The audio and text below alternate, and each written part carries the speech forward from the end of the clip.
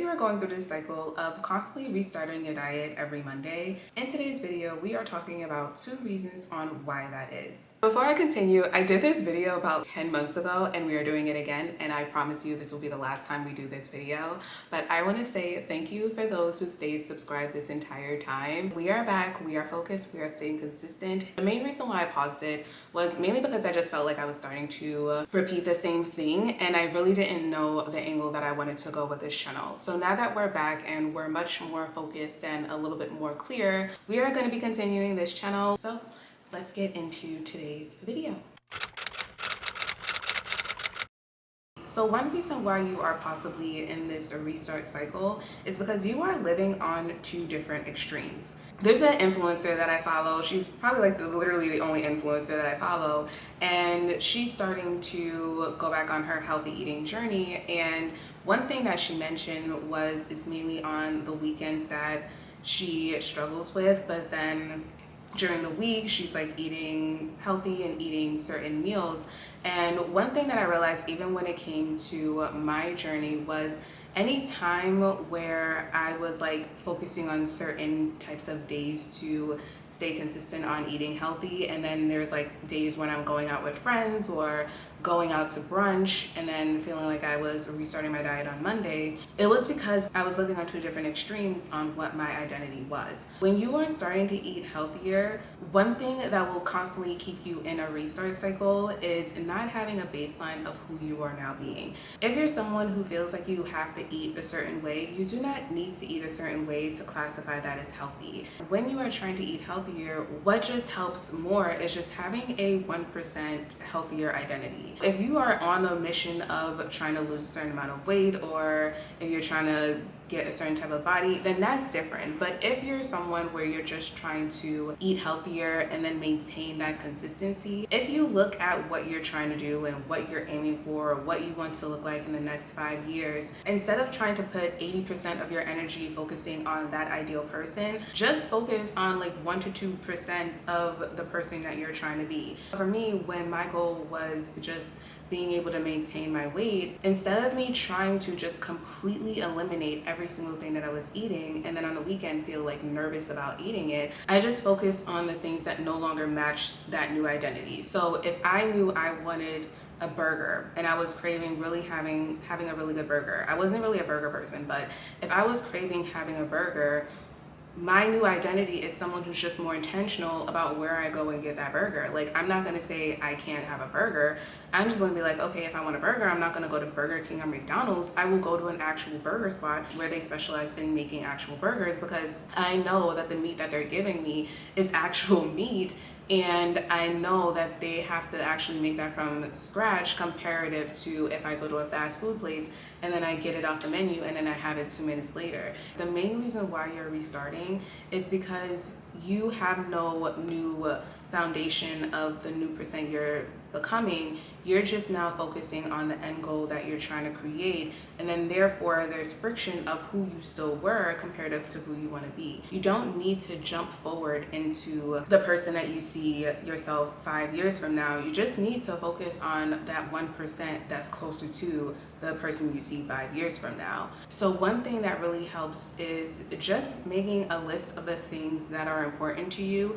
not paying attention to so much information of other people telling you what you should eat, what you should pay attention to, what you should be doing. Instead, look at what you are already eating and the things that you know aren't helping. So if you know that you tend to eat a lot of processed foods, then it's like examining why you tend to eat processed foods. And if you are eating certain types of processed foods, seeing if there's a healthier version of that processed food that you like, or seeing if you could pair that with something that is healthier, so that way you're not overeating that processed food item. You don't have to then decide to cut that processed food out immediately, because now there's no grounding on when you are craving that, on how to approach it. It's not necessarily about making sure that you're eating it in moderation. And I constantly cannot stand when I hear that, especially when it comes to processed foods, because you cannot eat processed foods in moderation. I don't know why we think that we can, especially because processed foods are engineered to make us eat more. So when it's designed to automatically help us eat more, and then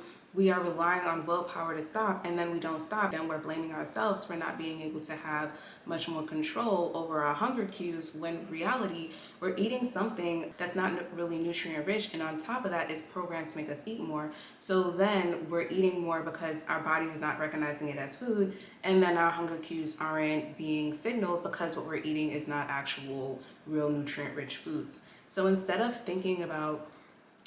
okay, I'll have a salad Monday through Friday, and then Saturday I'll snack on a whole bunch of chips and then start over on Monday. Instead, just focus on a 1% improvement on what you are already doing and what you are already eating, because then that gives you a new baseline on what you are no longer tolerating in your life, and then what you are now aligned with, because it now aligns with your future self. Before we continue, I'm currently working on a project for wellness-minded women who are either struggling with all or nothing mindset around food, or just food overwhelm in general, especially with how it relates to how it fits into her life. So I'm currently holding a couple of interviews for women that are open to sharing their challenges, frustrations, their dreams, their goals when it comes to solving this problem. So if you're open to it, just put balance in the comments and I'll send you the details. There's no selling, there's no pitching, it's just getting your insight of what you're struggling with and the things that you wish were easier. And another reason why you are possibly going through this research cycle is that you have no structure for what it looks like on non-perfect days. You'll see a lot of videos on counting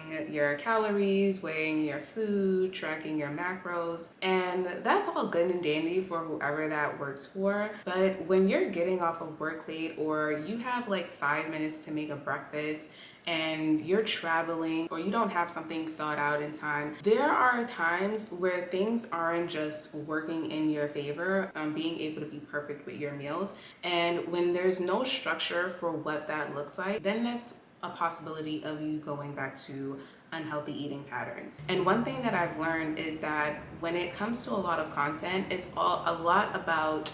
making sure that you're optimizing your diet, but no one ever really talks about like what that looks like on messy days, which many of us have. And one thing that I realized about me is my issue came up a lot when I would get off of work late and I wouldn't know what I was going to make. Then I'm deciding, do I order out? Do I eat something processed? Do I just snack on something until I figure it out and open up the fridge and open up the freezer, open up the fridge again, then go back to the freezer? And then I'm frustrated and angry, and by the time I figure something out, it's now 9 o'clock and I'm eating, and then I'm going to bed at 10:30 and I'm laying down on a heavy plate of food. So one thing that I realized is that if you have no structure on what meals you could go to and make on days that you don't have the same amount of time, it then forces you back into that same loop as before. So for me, one thing that I've learned is that if I don't have something thought out by a specific time, the one thing that I'm gonna go to and just make is a chickpea tuna salad. And the main reason why that I go to a chickpea tuna salad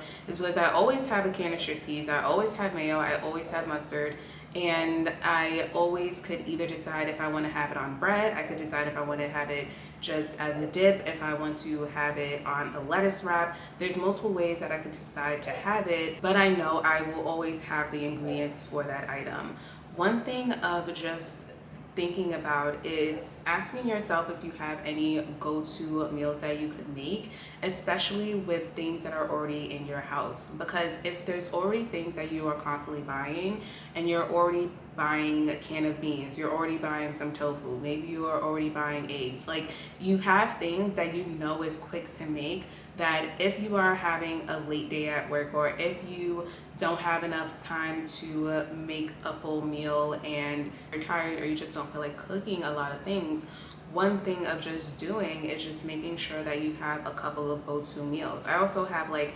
frozen vegetables of broccoli that I always have with me, because I no longer buy a lot of fresh vegetables because it either goes bad before the time I want to make it, or I just don't feel like doing the prep work involved in it. So I just get the frozen bag, throw it in the oven, and then whatever I want to have with it is just done in like 40 minutes of whatever I'm making. when you are constantly going through this restart cycle, not only is it possibly that you're living on two different extremes of an identity, but it's also because that you only designed meals on days where everything is perfect. So you have the time available, you have all the ingredients, but there are going to be days where you possibly don't have all of the foods that you need to make a specific meal, but you always have certain types of ingredients in your house that you could always make some type of meal out of. So one thing that has really helped with me staying consistent is whatever I tend to buy the most of and tend to always have available, I look at quick recipes that I could always make with those, so that way if I have a day where I just don't feel like doing too much, or if I have a day where I'm gonna get off of work late and I don't have something thought out in time, I already know that I'm going to a couple of different options and then choosing from there. You don't have to make all of these extravagant meals and track everything and count every calorie and making sure you're getting all your macros. Like, the best way is just deciding, like, okay, what kind of protein do I tend to always have and what kind of fiber do I always tend to have, and are these things that I don't need to put a lot of effort into because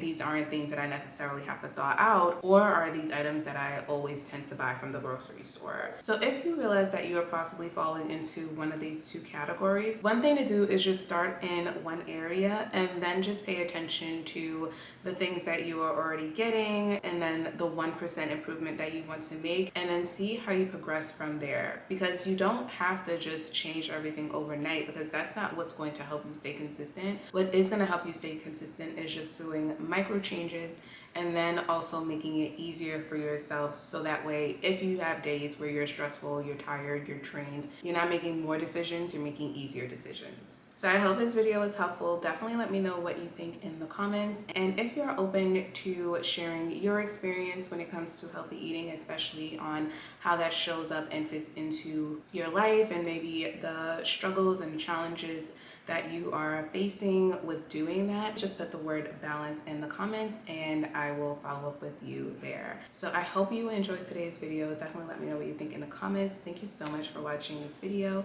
and we will be seeing each other more consistently, and I will see you soon.